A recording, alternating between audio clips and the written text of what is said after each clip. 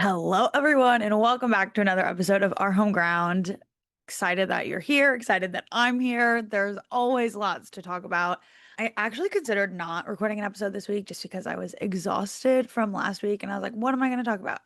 There's always lots of things to talk about, and so here I am to cover some of the important things that are happening right now and that have gone on through this international window that feels like it's been really long. And I actually do think it is one of the longer international windows. It was like a full 2 weeks with I think 3 weekends. So it's been a lot. Maybe it was only 2 weekends. Anyways, it doesn't matter, but it just feels like it's been a long time. Feels like there haven't been as many games when I was used to the WSL having games like Sunday, Wednesday, Sunday, Wednesday, Sunday, Wednesday. Like it just, I don't know. It feels like there haven't been that many games. But here we are. We are back and there's lots to talk about. So the thing that I want to start with is I want to talk about the Asian Cup and especially what is going on with the Iranian women's national team. So let's get into it.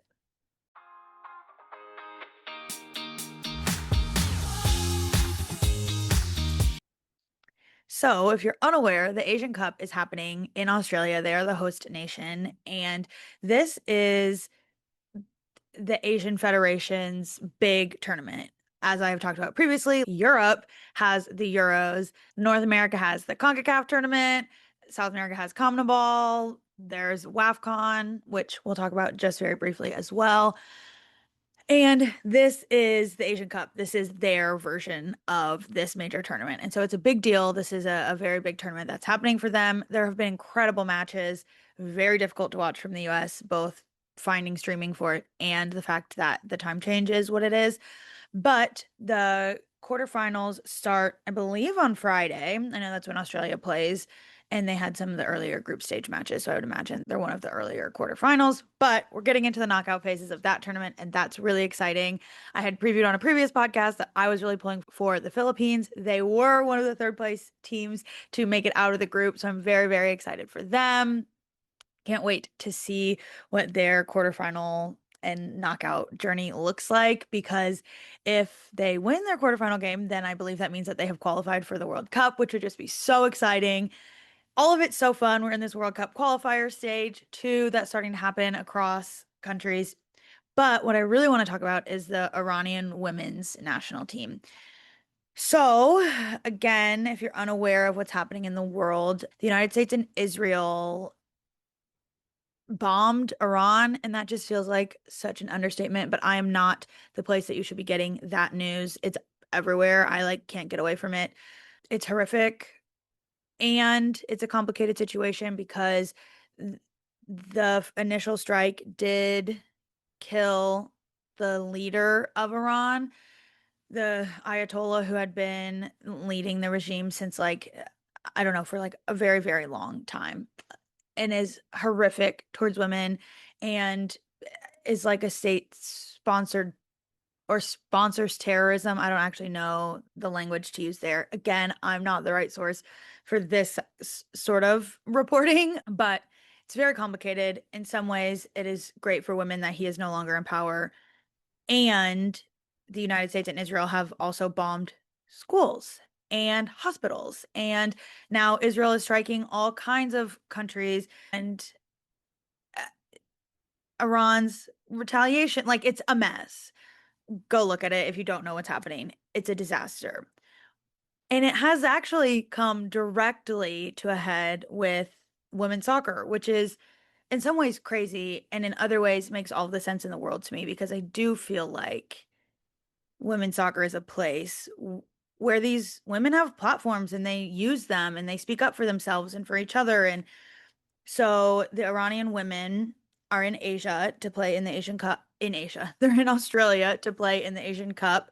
And for their first game, which was like 2 days after the bombing, they, during the national anthem, just remained silent with their hands behind their back in a form of protest against the regime, knowing that the regime leader was dead, but there had not yet been anybody put forth into power of who was going to be taking over.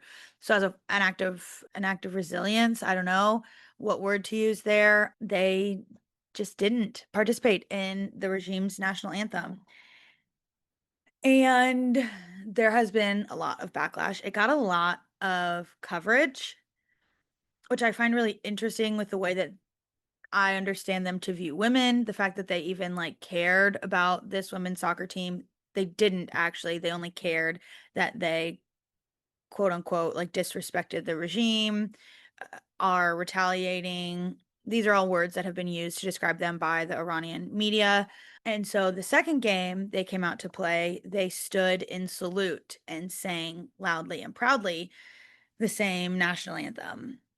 I think in an effort to sort of like protect themselves because there have been reports, though there is an internet blackout in Iran right now that has been implemented and has been going on. My understanding has been going on for multiple months as there were a lot of protests in Iran, and so the government took away all access to media so that other countries couldn't get access to what was happening there, and they have just been wreaking horrors on their own people. Again, I'm not the one who has all of the details about these things, but there's an internet blackout, though there have been reports that families of the players who protested have been had their passports taken away, have been threatened, all sorts of awful things.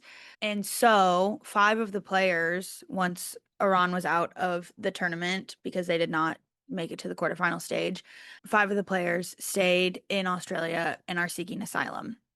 I found out this morning that Australia has granted these five players asylum. They're under Australian protection because state-sponsored media has called them wartime traitors. And in Iran, the act of treason or being a traitor is punishable by death. And so if these women went back to Iran, there's a very good chance that they would be killed because they stood and didn't sing the national anthem and had their hands behind their back. It's hard for me to even fathom that kind of oppression and terror and all of that. But I think it's really important to talk about because it is playing out in this sort of like global women's soccer stage. What these women did was incredibly brave. And the fact that these five women have stayed to claim asylum and very well may never see their families again or be able to go back to their home country.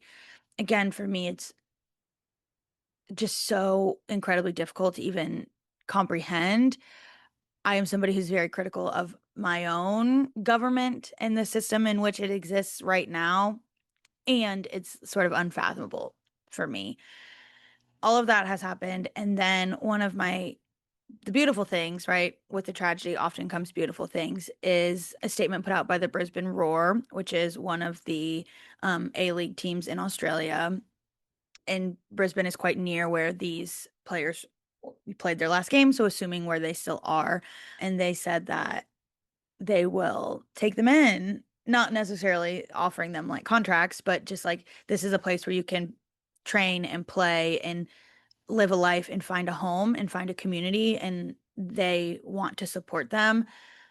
And I just think that's one of the most beautiful things I've ever seen because these women are without that community, that home, a place to train. Like, and I imagine that the like soccer of it all is the least of their concerns in these moments, but to just not even have to worry about that because they have a place where they can train and they can maybe just like go out on the field and do something that like feels comfortable to them, something that they find joy in is really, really powerful. And so I'm very impressed by the Brisbane Roar. I think that speaks a lot to the club values. And so I doubt I'm alone in thinking that the Brisbane Roar has gained a new fan for all kinds of reasons, this being one of them. It's incredible. And I feel for these women. And I think it's important that we not only celebrate their bravery and all the things that they've done, but also recognize all of the hardship that comes with it. It's not without a cost. These women have lost everything theoretically. And maybe that's what they wanted, and maybe it's not.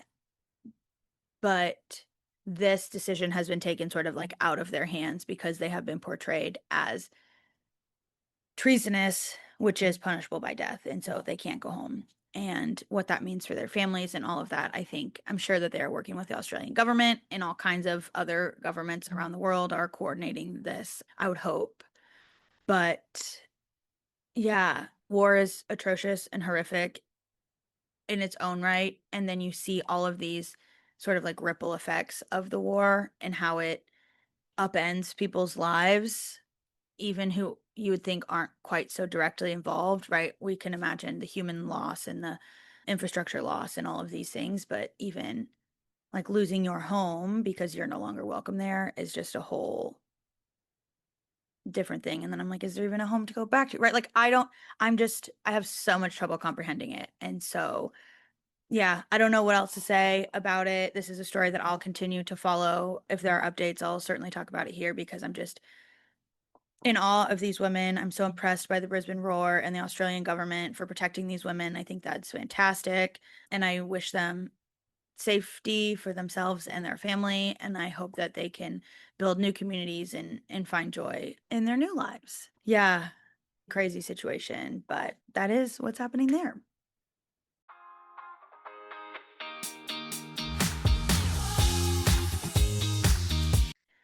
All right, the next thing that we need to talk about, and I'm just going to briefly mention it because I don't know all of the ins and outs, but I had said in a previous episode that that WAFCON happened over the summer. I was wrong because WAFCON was supposed to be taking place in the same international window.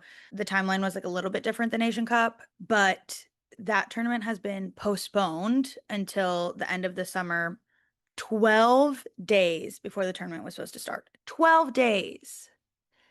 That's less than 2 weeks. Like, this is absolutely ridiculous. It's unacceptable. I don't know any of the details that are surrounding it or how any of this has occurred, but it's just ridiculous. These women deserve so much more from their federation, from their national teams. Just respect, basic appreciation of the women's game and these women's hard-fought training and all of these things. Like, it's just utterly ridiculous. But that tournament will now be happening at the end of the summer. We will talk about it when it comes. But yeah, it's just absolutely bizarre and ridiculous. So there's that.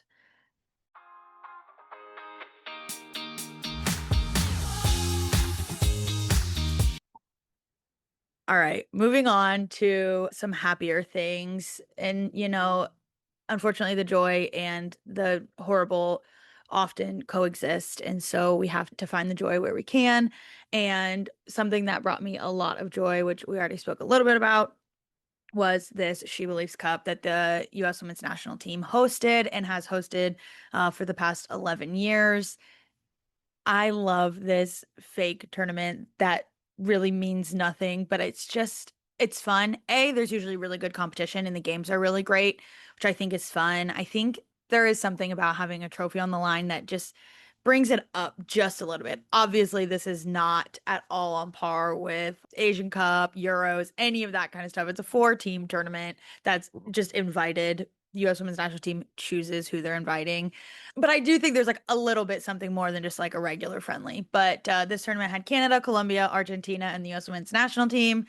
And for the 8th time, the US Women's National Team won the SheBelieves Cup. They won all of their games. They beat Argentina 2-0. They beat Canada 1-0. And then they beat Colombia 1-0. All of them were very interesting games for a bunch of different reasons. I actually was on a podcast called Soccer for Us with my friend Bart. If you want to go listen to that, we yapped about the US Men's National Team forever for like an hour and a half. So lock in if you want to. It comes out, I believe, on Friday, March 13th. So go find Soccer for Us wherever you find your podcast. And you'll find me there. We talked so much about it, really got into all of it in a way that I don't usually on this podcast. But what I do want to talk about on this podcast is the Emily Sonnett of it all, because this is something that just is so funny and shows so much of the personality of so many of the players on the team. So Emily Sonnett has been named to every single SheBelieves Cup roster since its inception. So this was her 11th SheBelieves Cup, which in itself, I actually think we need to move away from the unserious and get a little bit serious and talk about how incredible that is actually to be fit and available 11 years in a row. I do think there's a break for COVID. So like theoretically 12 years in a row. I don't know if she was healthy in 2020, but just to be selected for 11 camps in this time of year is really, really impressive. And like the fact that she has stayed healthy is so cool. And I actually think we need to acknowledge that a little bit more than we are, because we're making a lot of jokes about the fact that she is the all-time most winningest SheBelieves Cup player of all time. She has won 8 SheBelieves Cups. She's won the same number as the US Women's National Team because she's been in every SheBelieves camp. And so it's just fun and silly. They make a whole huge deal about it. When they won the SheBelieves Cup, they like presented the trophy, they celebrated with the trophy. They did it like in the stands, then they came down on the field and they were taking a picture, and somebody, I believe from US Soccer, brought out like 6 huge face cutouts of Emily Sonnett. Just like it was like 2 different pictures, 3 of each of them, and then one of them had 8-time champ as like a crown over her head. So funny. They made her like sit in front of everyone and take a picture. And I just love this kind of thing. She's so awkward about it, and she does not like to be recognized. She seems like somebody who's really bad at receiving compliments in a way that a lot of us are. So it's just like so funny because she's so awkward about it. And the girls are like standing 10 toes down on celebrating it for her. Like Trinity Rodman was like running across the field with one of these big fat heads. One of the girls went and did an interview like with the T team, Julie Foudy, Becky Sauerbrunn, all of them, Shannon Box, and they brought the fat head and like said it was like sitting next to them so you could like see it on the broadcast. Like it's just so funny. Rose Lavelle, Lindsay Heaps are like doubling down on this, and I just love it. I think it's so funny. Like it's just funny. And I think seeing them brings a little bit of like lightheartedness and joy to the US Women's National Team environment is really important, because we've heard for years how intense and like I don't cutthroat the environment is, which I think is great in a lot of ways. And you have to find the time to have the joy and to celebrate accomplishments, no matter how silly they are. Like, I think it's so fun. So, anyways, I could go on and on about this. I think the US Women's National Team looked quite good, actually. I think the score lines weren't what I would have expected them to be. And I think I saw a lot of really great stuff. We're starting to see some chemistry build between some different groups of players, seeing kind of how Emma Hayes is thinking about her lineups. And I am really, really excited about it. I think everybody should be very nervous about the US Women's National Team still again. I think people after the 2023 World Cup started doubting the US Women's National Team. I think that is silly. They remember they did win gold at the Olympics, although people like to not acknowledge that because Spain like lost in the semis, and so they think that the Olympics doesn't matter. But sorry, y'all, like US Women's National Team won it. Anyways, so that is very, very exciting, all of it. And I can't wait to see the US Women's National Team. Next camp has a 3-game stretch all against Japan. That's going to be crazy. I can't wait for that. So I'm very, very excited. That's in April, I believe. So it'll be good. It'll be really good.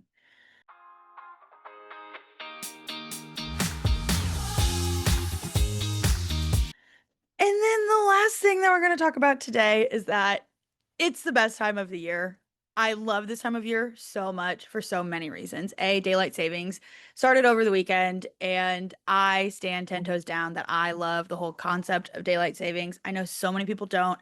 I love what it does in the winter because I like it being light when I'm getting ready for work instead of being light in the evening. I'm fine with the sun going down at 4:30, 5 o'clock. It's fine because I'm already out of bed. I'm already doing my things for the day. Having it be dark until like 8, 8:30 in the morning, I can't. So now we've reversed. Now the sun is setting at like 7:30 p.m. It's so nice. It is like not quite light out when I'm getting up for work, but that's okay. We will get there. I'm not stressed about it. So there's that. That is an unpopular opinion, I believe, that I hold. Well, I know it's unpopular because everyone argues with me about it all the time. And so I am doubling down on it again, tripling, quadrupling. Here I am. But that's not it. The real reason it's the best time of the year is because NWSL comes back this weekend. So excited. Opening games. It should be so fun. We get to see 2 new expansion teams, Boston and Denver. So cool. So exciting. Denver has already sold more tickets than the highest attended NWSL game ever. So they will probably break the attendance record in their inaugural home game, which is so cool. Good for them. I love that Denver is saying, we're here and we've got fans and we've got a community, and I love it. I'm really, really excited about that. That should be really fun. And then there's just so much other excitement happening. Sophia Wilson, who got married, you might have known her as Sophia Smith. She got married. Sophia Wilson is her name now. And she had a baby Gigi. She has been taken off of the season-ending injury / maternity list and is an active player on the Portland roster, which is just incredible. So excited for her. I do believe she got a few minutes in their preseason friendly over the weekend. So very, very excited to see her back playing soccer. And it's just so interesting to listen to these women talk about how their perspective changes and how different it is once you've had a baby and coming back. The fact that her daughter Gigi is like 4 months old and she's already back playing professional soccer is unbelievable, like actually insane. The way that she clearly continued to train safely throughout her pregnancy and then was able to return to play in what seems to be a pretty smooth transition. I am just so impressed. Good for you. So there's that. There's also WSL season is still in full swing. And so lots of games happening over there, which is very, very fun. And we're still in Champions League. We're getting into the quarterfinals of Champions League in the next, I think they start in like 2.5 weeks. So excited. Can't wait for that. Chelsea, Arsenal, and Barcelona, Real Madrid. So we have two like rivalry quarterfinals. So fun. Bayern Munich is playing United, which means that Lyon is playing Wolfsburg. Yeah, because Wolfsburg beat Juventus. So very, very excited about all of this. There's going to be so much soccer, so many things for me to talk about. I am a bit worried that these podcasts are going to become like an hour long.